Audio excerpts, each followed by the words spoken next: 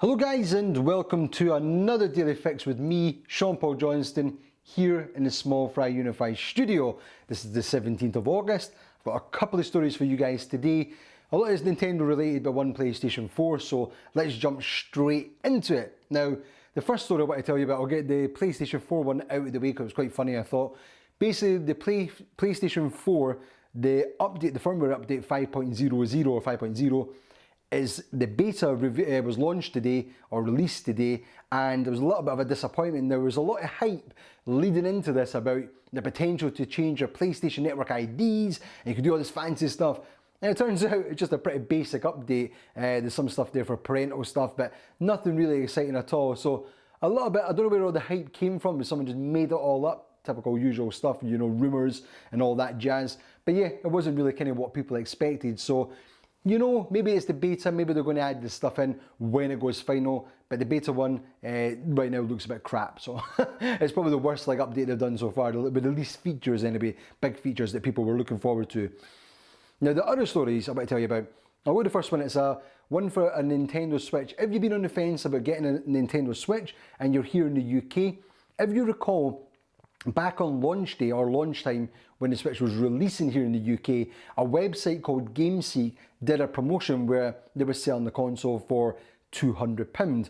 Basically, they priced it well before it was released when it was first announced, and they assumed the price was going to be about £200 just based on what it was. And then it turned out it was £279.99, so Gameseek said, we're going to honour that price we put up there, and if you ordered it and you got in there, you'll get the machine. A lot of people thought this was some sort of kind of scam. Some people have had good experiences, some people bad experiences from the company. So there was a little bit of doubt about what was going to happen. Turned out it did actually happen. About 1,000 people got the Switch for £200. So lucky.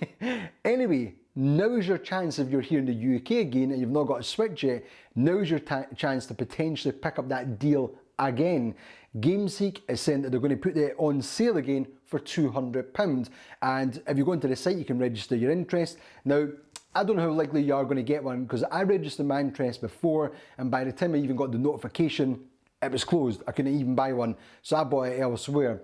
But if you can get in there and you can get the notification, you can get in and get it, you'll get a sweet deal. The other thing is as well, Gameseek seem to be doing pretty decent prices for things like Super Mario Odyssey, where I think they've got a pre-order price for £25. That's crazy cheap. Anyway, let us know if you're going to order it for there, or if you're tempted, even if it's a second unit for yourself, for a partner, for a brother, sister, whatever. If you're going to jump in and try and get that, let me know in the comments. If you do get it, when it finally goes live and it goes ahead, let me know as well if you've got it, if you're chuffed with the deal, if it was a good experience. So, yeah, that's pretty interesting. Anyway, the last story, this is the last story I want to tell you about, was, sorry, I've got sweat on my head. Anyway, the Sonic Mania came out on the 15th, so that was Monday. It came out, was it Monday? No, Wednesday. Tuesday. It came out on Tuesday across the Xbox One, PlayStation 4 and Nintendo Switch. I downloaded it tonight, but I'm going to tell you a little trick where you can get it for a little bit cheaper.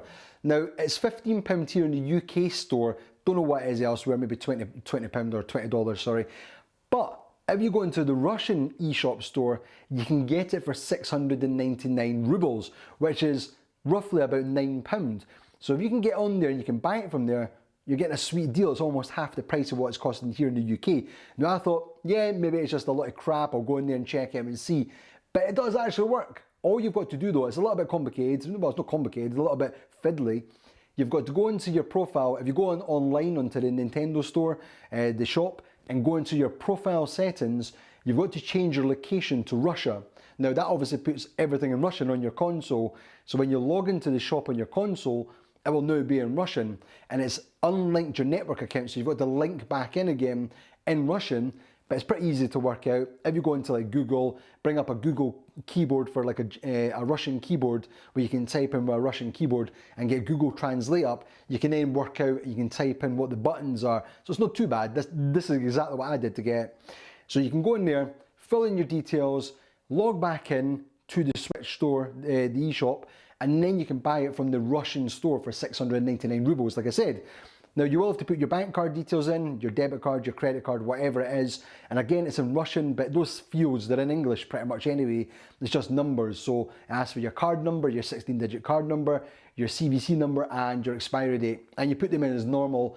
And then again, using the translation thing, you can work out which buttons proceed, which ones close, which ones continue shopping. Once you've done that, that's it downloaded to your machine. It'll download pretty quickly as well. And it's going to cost you about £9. You might get a conversion fee, so just be aware of this. Some cards will charge you for converting from Russian rubles to Great British pound, but I think some people were saying it's only about £1 conversion fee, which is fine. That's still a tenner you're getting it for. Once you have done that, go back into your profile on the eShop online and reset your profile back to the location of the UK or wherever you are. And then that will set it back on your console. Again, you need to log back in again and it links up. But I've tested this, I've got the game on the machine, Lindsay was playing it earlier, Sonic Mania, I had a couple of levels, pretty cool sitting there watching Sonic Mania coming up on the Switch console with the music and everything, really well done. So yeah, if you've been on the fence about getting it, or if you've not bought it yet, jump in there, give that a shot, if you want to do it obviously. If it's too much hassle and you're worried about it, just buy it normally.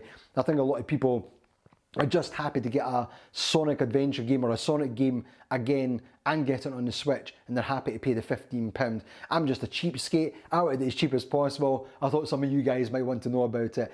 If you do go ahead and do that, let me know in the comments again if you got it, what you're thinking of the game. I might even do a live stream about it with Lindsay or something, maybe do a live stream for Sonic Mania. Some of you guys joined us last night for the stream with the Farpoint, and I'm finding that with the VR headset, when I've been playing it or when Lynn's been playing it or anyone's played it, it's not the best for live streams just because whoever's wearing the headset, it's hard for them to interact with you, so it's then going back and forward, like I'm a middleman and stuff. So I think we might stick with the live streams with sort of kind of normal games, and then maybe we can do some separate stuff offline, well not offline but off stream, where we can go in and do like multiplayer with you guys like Brandon and stuff. But I think for the live streams, maybe it's better sticking to normal type games, 2D type games on the screen. So maybe stuff like Sonic Mania, you know, or Rayman Legends, that kind of stuff, Rayman Legends, that kind of stuff. That's really cool to play. I think it's just good because you guys can interact a little bit easier with us.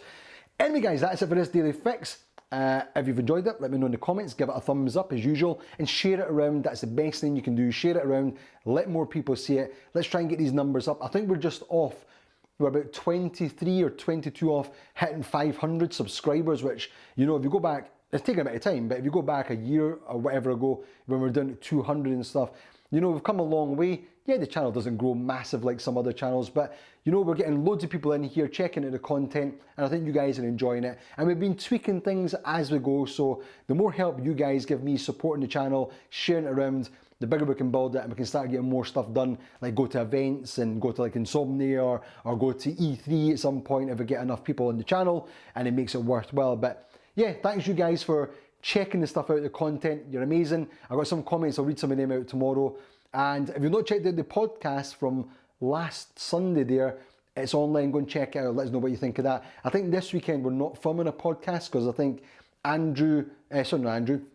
Michael and Anton are away on holiday, so I might be putting up a video. We've got a new Technify video which I'm probably going to stick up this weekend with Andrew and Lindsay, so you can check that out. It should be pretty cool.